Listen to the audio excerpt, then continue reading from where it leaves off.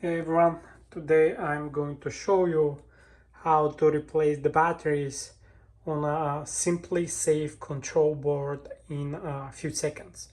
Just take it off, like pulling up like this. Then there is a cap on the bottom. Open the cap like that, and here you can see there are four AA 1.5 volts batteries. To replace them, just take them off like that. See, here you go,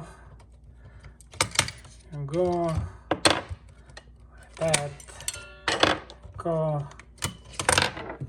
and go. And now take the new ones for new batteries, unpack them. After unpacking the new batteries, you need to put them to the console. Basically, you need to make sure that the plus and the minus align of the battery.